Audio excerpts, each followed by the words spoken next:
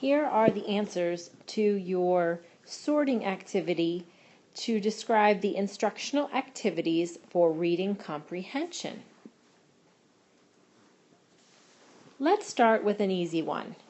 The KWL chart is an instructional activity where the students share with the teacher or another student what they know about a topic, what they want to know, and after reading they come back to the chart and share what they have learned. And this chart is a graphic organizer, and you used it for our learning activity during emergent literacy. KWL charts are good on fiction text and nonfiction text.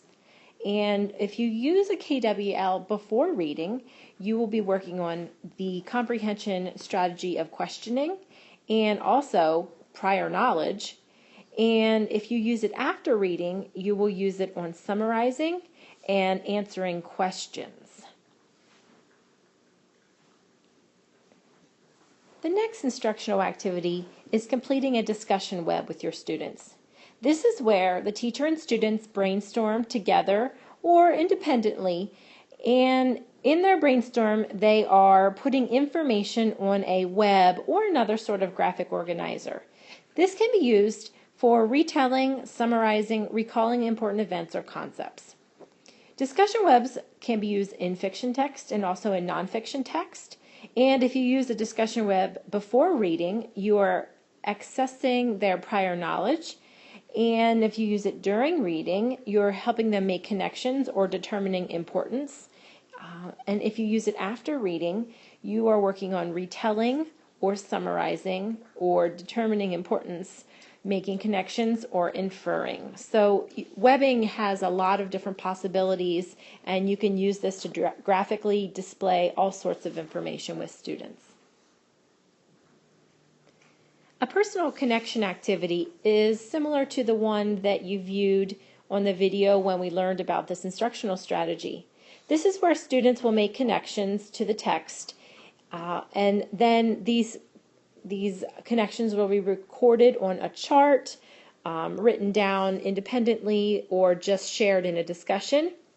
A lot of times teachers use a story frame when they're making a connection, and it goes something like, the part when, and they fill in the blank, reminds me of, they fill in the blank. This helps me understand the story because, and they fill in the blank.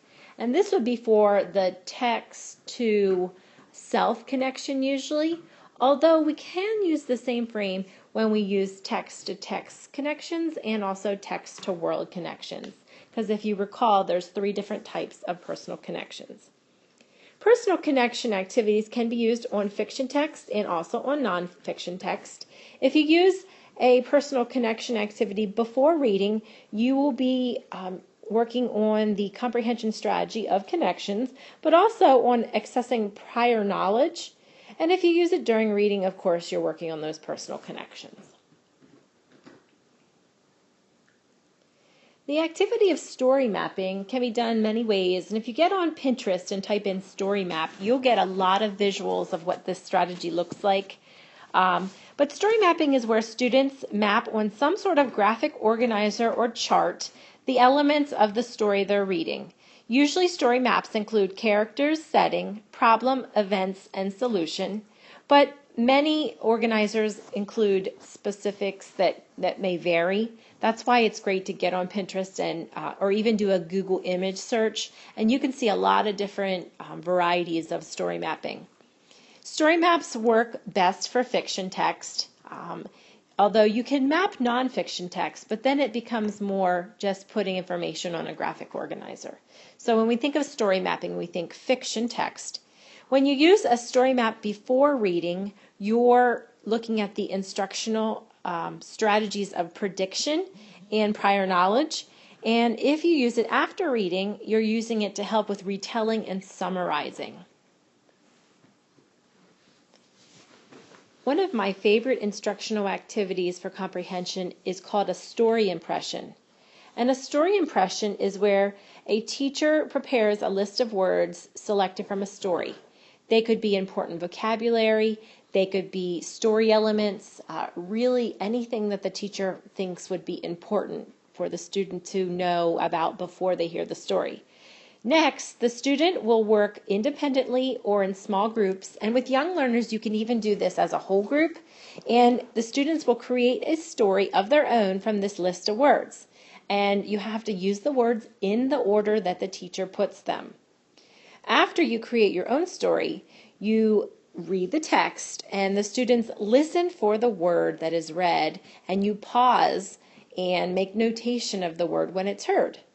Last, at the end, you'll go back and compare your story that you made up for your story impression with the real text and see if they were the same or if they were different. And this really helps with comprehension because they're comparing their use of those words to what the story was really about. So this strategy is great in fiction text, but it's also great for nonfiction text when you're dealing with new content and vocabulary. Using a story impression is done before, during, and after. So before reading, you're working on predicting skills and prior knowledge. During reading, you're examining vocabulary and determining the importance of the words selected. And when you do it after reading, you're checking your predictions and you're checking the importance as well. It's a really fun strategy, and the boys and girls, even as young as first grade, do a great job with these because they can add their creativity.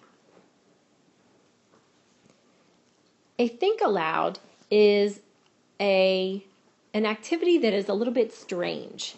Now, I've listed that it's student-led, but when you start doing a think aloud activity, you start in a teacher-led situation, and then you do a shared think aloud, and then you can eventually release them to do student-led think alouds. Thinking aloud is where students share out loud what's going on in their head during reading. And this is that metacognition where we understand our own thinking and we understand what's important about what we're thinking. I've used this in a college classroom, and the college students have thought I was nuts. But basically, as you're reading to students, if you're doing a teacher-led think aloud, you're stopping at certain points and you're discussing what's going on in your head. So I might read the title and say, oh, that makes me think of such and such. And then as you read, you might say, oh, I wonder why the character did that. Or you might say, oh, I can figure that out. That's an inference because I have this clue and I know this. So it's really a way of combining a lot of our comprehension strategies and talking about the thinking that goes on in your head. Now, what's really neat is when the students are able to do this on their own and they get into their own heads and share with us. And the boys and girls love to listen to each other do think alouds because it's very different than anything else in the classroom. Another fun way, if you're doing think alouds with younger students, they actually like the thought cloud. When you think about when you're reading and a character gets the thought bubble, I've taken cardstock and I've made a cloud with a cutout for their face. And sometimes if I'm reading, I'll put a student in the cloud or students in the cloud. They'll take turns and they'll share what they're thinking about while I read the story. And they're allowed to interrupt me as much as they want. It's a great activity to get that metacognition.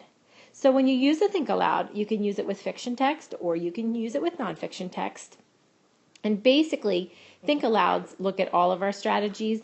All of those comprehension strategies can be thought about. But during reading, we most see monitoring and repairing that students will be doing as they read, visualizing, they can talk about what they visualize, and then any questioning, connecting, or determining of importance. So it's really neat to see this done. It's a fun, really informal conversation with somebody's brain.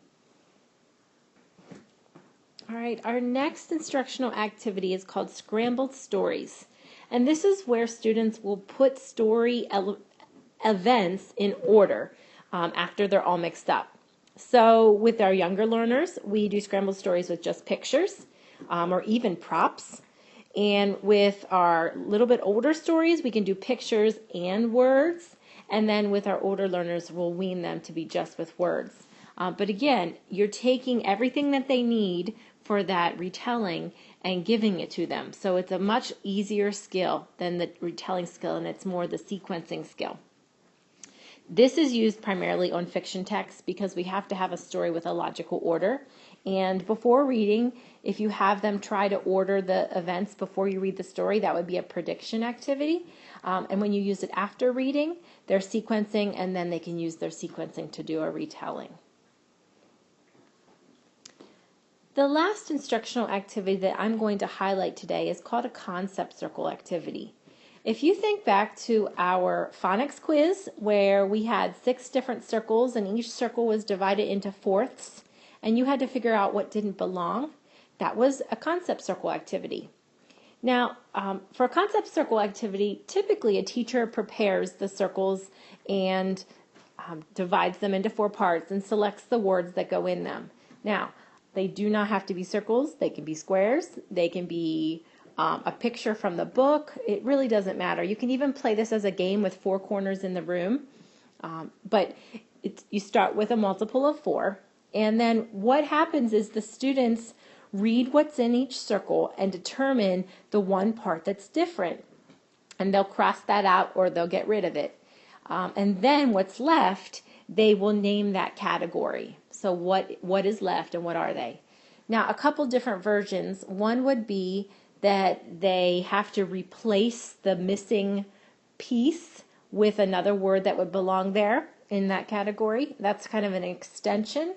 And some teachers will just give many different concept circles, and then all 4 parts are the same, and they just have to name each concept circle. So an example would be if I make a concept circle that has 4 characters' names, and I make a concept circle that has 4 events, and I have a concept circle that has 4 places of setting in the story, and they would have to name that it's the character circle, and it's the setting circle, and it's the event circle, whatever it would be. You can use that in a more simplified way with younger students. But again, this can be made as an active activity. You don't have to have a worksheet. You don't have to have it on the smartboard or the overhead.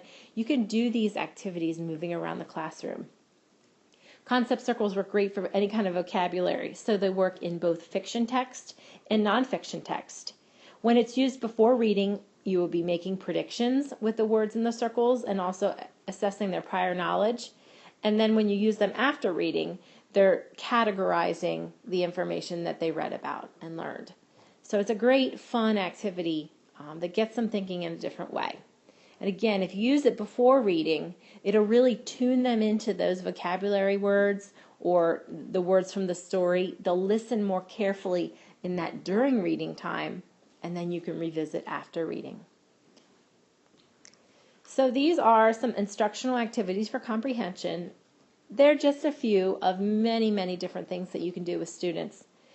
Now that you've finished viewing the answers, make sure that if you still have questions about any of the strategies, on the slide to the left where each of the activities is named, there's a little link button, and that link button will take you to a website devoted specifically to that instructional activity.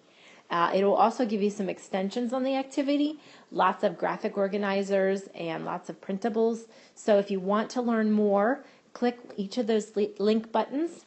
And also, from this list, most of you will be selecting a topic to build a lesson plan around for the second set of lesson planning that you'll be doing. And this would give you some more resources for that.